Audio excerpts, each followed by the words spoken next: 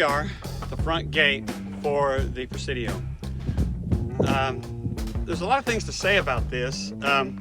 One of the things is the fact that very few of the original stones kind of remain in place. About the 1920s, well, I mean, actually probably soon after it was abandoned in about 1800s, people started using this and it's typical of Western forts. They cannibalize the stone to build things. There are still several structures in town that are built or have stones in them that came from the fort here. The first city hall was built out of stones from the fort. The fence around the town cemetery is still built out of stones from the fort. But when the CCC was building or rebuilding historical sites, state parks and things of that nature, this was one of them. So they came here, they started trying to protect what stones were left, and using some sketches and pictures that existed, tried to rebuild it in such a way to represent the historical nature of this place. Historical is really kind of an understatement. So many things took place in and around here and out of here that we're going to talk about later in depth. That involves even a town up on the Red River, and oh gosh, just amazing things happened here. But one of the things that we do have that is original to this place is this stone right here. That was the entrance stone to the fort. It was too big for somebody just to cart off to put, in their flower bed, I guess. I don't know. But we have that original stone, and a lot of people carved their names in it when they visited this place. Now, legend has it that in the early 1800s, Jim Bowie, in search of the lost San Saba gold mines, which are down the road, came here before the Alamo with a whole bunch of people that he put together, explorers or whatever you want to call them, and his name is carved into this stone. You have to look real carefully because lots of people's names are in here, but if you look real close, you can see the name Bowie here. And legend has it that indeed he came here at some point. Doesn't that look like it? But I could be wrong. You have probably heard about many of the Spanish missions that were established in Texas in the 16 and 1700s. The Alamo might be the most famous. You might also know Goliad and the missions from the San Antonio Missions National Historic Park. The Spanish built 26 missions in Texas during a period of over 100 years. Have you ever heard of Mission Santa Cruz de San Saba? In the 16 and 1700s, Spain, France, and England were fighting over the New World. La Salle was busy working for Louis XIV in the mid-1600s, claiming anything that came close to the Mississippi River as New France, while the Spanish were making claims to southern, central, and western North America as New Spain. The Spanish were also fighting the Apaches and the Comanches along with the French. In as early as 1690, the Spanish were building missions or settlements in Texas.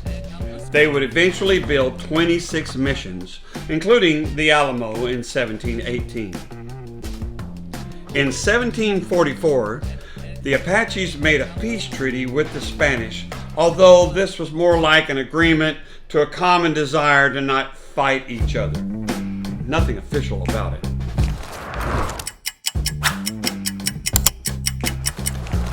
Now back to our story. The Apaches were also fleeing the Comanches and often pouring into the area around San Antonio. Here they possibly observed the peace and prosperity from the Spanish missions. They might have also felt safe there from the Comanches' desire to eradicate them completely. At some point, the Lipan Apaches realized that they might have a better chance against the Comanche problem if they could join forces with the Spanish against them. To accomplish this, they agreed to invite Spanish missionaries and soldiers into their territory as allies. To this end, the Mission and Presidio at San Saba were established. In truth, The Apaches probably were really hoping for a buffer between them and the Comanches. If nothing else, the Spanish could serve as bait or fodder for the Comanches.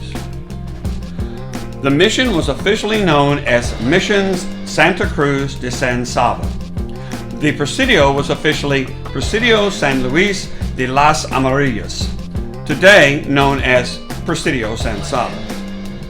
Many in the church and the Spanish government thought that the establishment of a fort and mission was foolhardy given the horror and violence the Comanche were capable of and carried out with great regularity. The priests at the mission didn't want the soldiers of the Presidio to be a bad influence on the natives they were attempting to convert to Christianity. It is also easy to imagine that because of their history, the Apaches and the soldiers also didn't get along well. For these reasons, the mission and Presidio were constructed about 4 miles apart. About a year later, this would be revealed as a fatal decision. When the missionaries arrived with 1,400 head of cattle and 700 sheep, they were disappointed that there were no Apaches to meet them. Through messengers, they were able to attract some Apaches in the form of very large hunting parties, but they didn't stay around.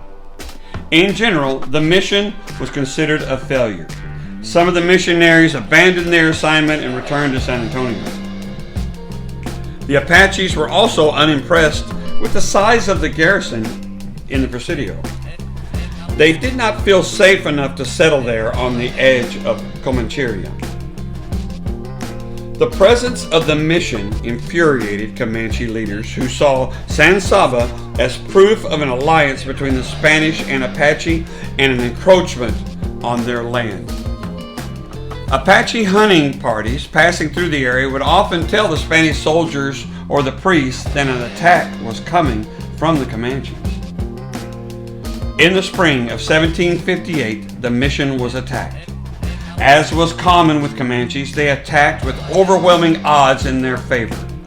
As many as 2,000 Comanche warriors and allied tribes attacked the mission community of less than 40 people. Some Apaches and one priest were able to hide and ultimately flee the attack and make it to the Presidio.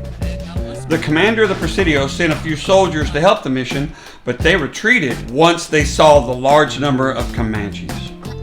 Of the 8 soldiers that went out, all were wounded and some were killed before they even got close to the mission. They returned to the Presidio and fortified it against attack, thinking they would be next. For the next 3 days, they feared for their lives as the mission was raided and burned and the Presidio was surrounded. But the Presidio was never breached. The people in the mission, except for one priest and a few Apaches who hid and later escaped, were all tortured, mutilated, and killed in ways too gruesome to describe. All the livestock was also killed. This wasn't just an act of war or a raid for material. The Comanches were sending a message to anyone who would encroach upon their empire.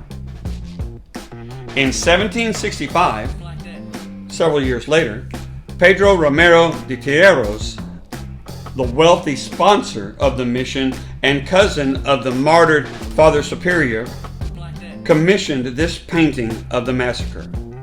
It shows martyred Father Superior Alonso de Tierros and Father Joseph Sante Esteban.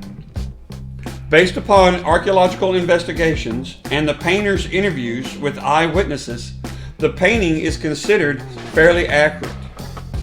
This is the oldest picture of any event in what would become Texas. Due to its near total destruction, the actual site of the mission was lost to history until decades of research found it in a hayfield 4 or 5 miles away in 1993. A historical marker marks the site. A year after the attack, a punitive action was launched to make the Comanche pay for the raid. This consisted of 500 Spanish soldiers and Apaches. Several Comanches or allied tribes were killed or captured, about 150 captors in fact. We don't know if they actually participated or not. The force also encountered a fortified Wichita village flying a French flag near the Red River. Of course, they had to attack it. The Spanish were beaten back after losing 50 people and several cannon. The mission Santa Cruz de San Saba is the only mission ever to be destroyed by Native Americans in Texas. The Presidio of San Saba was occupied and operated by the colonial Spanish Army from 1757 until 1775, when it was abandoned by order of the Viceroy of New Spain. The reason it lasted so long after the fall of the mission was due to rumors of gold and silver in the area. This became the story of the lost mines of San Saba. Here we are at the mission of Santa Cruz de San Saba that was founded along with Presidio on the San Saba River in 1757. They decided to make the mission 4 or 5 miles away from the Presidio because they didn't want soldiers being a bad influence on the Apaches. The priests were trying to convert to Christianity, and there was also some bad blood between the Apaches and the soldiers because after all they've been fighting each other for 100 years. And so they thought maybe we need to put it further away so they can't have that kind of problem. You're going to see why when the mission was attacked by Comanches, being 4 or 5 miles away really was a bad idea. Just this going 50, 60 miles an hour, how long it takes to get help. Imagine what it would take in the middle of the night to get help. One priest and several of the Apaches that were at the mission managed to escape back to the Presidio. And when they did, they told the Presidio that the mission was under attack, of course, and the Presidio sent some soldiers down there to try to help them. They sent not a lot of soldiers. They didn't understand the scope of the attack. When the soldiers got down here and they saw that there were maybe as many as 1,500 Comanches, they hurried back to the Presidio and to fortify it and get ready because they thought the Presidio, of course, would be the next thing they would attack. But it never happened, and one reason for that is because the Comanches weren't here to just do war against the Spaniards. They were here to make a point. Okay, they wanted to show that trying to settle in Comancheria, which is the southern edge of, wasn't going to work. They not only killed everyone in the mission, but they killed all the livestock they had. Now, when the priests arrived here from San Antonio, they brought 1,400 head of cattle and 700 sheep, because they knew they were going to be here for the long haul, and they wanted lots of provisions so they could make this great, village, this great settlement. And the Comanches didn't want that. That was the main thing they wanted. They wanted to show, you try to settle here, we're going to come and kill you and anything that you might have brought with you that might make it easy for the next guy. So that's how set they were on making sure that no one settled in this area. Here we are, still driving, trying to get from where the mission was to where the Presidio, where the fort was, with the colonial Spanish soldiers.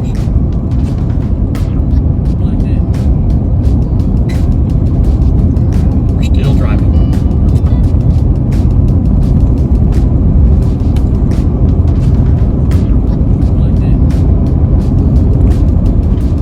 You may have noticed that the area that we showed you there by the historical marker was void of any remains whatsoever, anything that would indicate that there was a mission or a village there.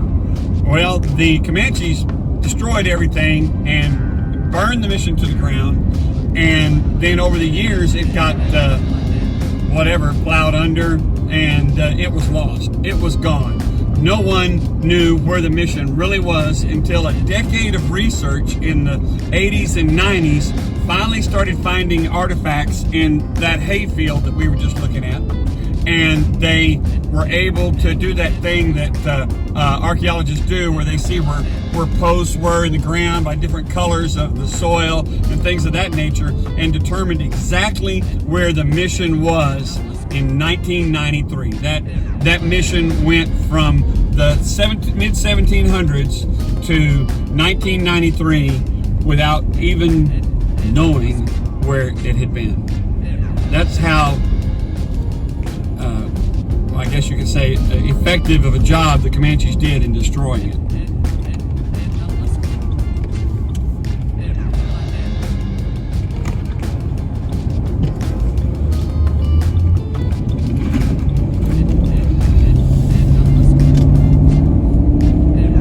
You might also notice that the Presidio is on one side of the San Saba River, and the mission was downstream 4 or 5 miles on the other side of the San Saba River.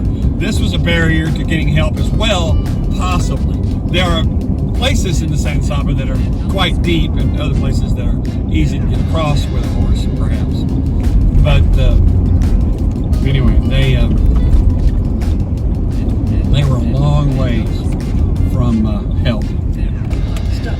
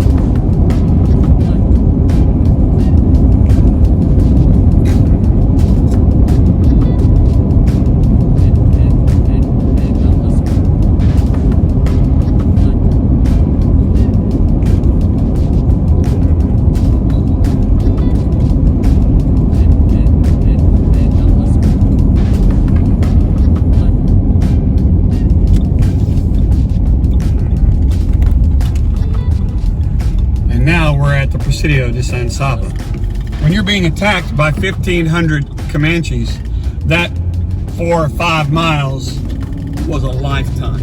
Imagine.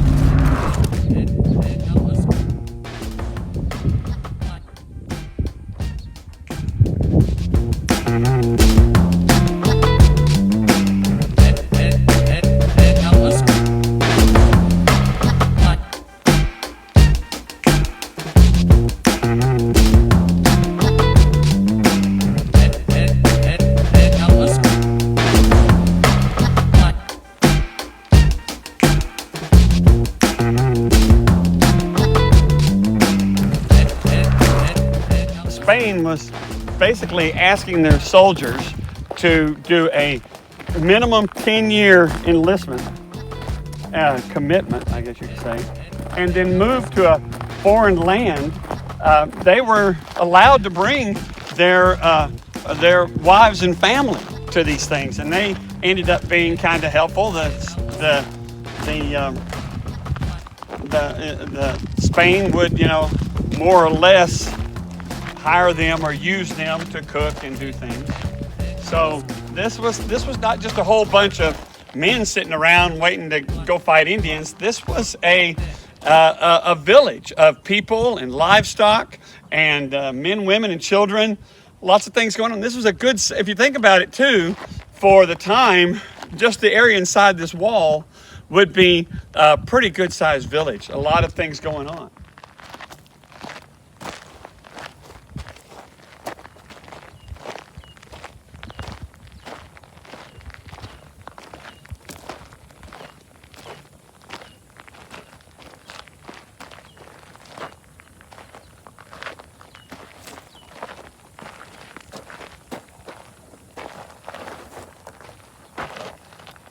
All right, what you're looking at here looks like a whole bunch of unused stones that may have come from the Presidio, and that's exactly what they are.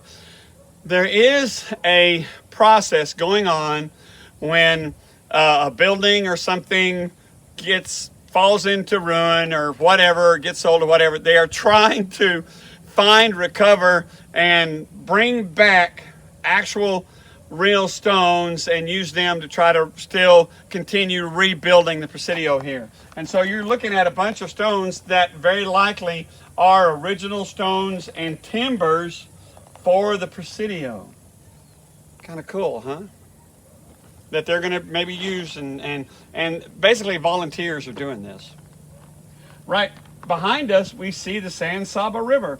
Right on the other side there is where people were fishing earlier, and we camped right there. It's a great little campsite right there on the other side of the river.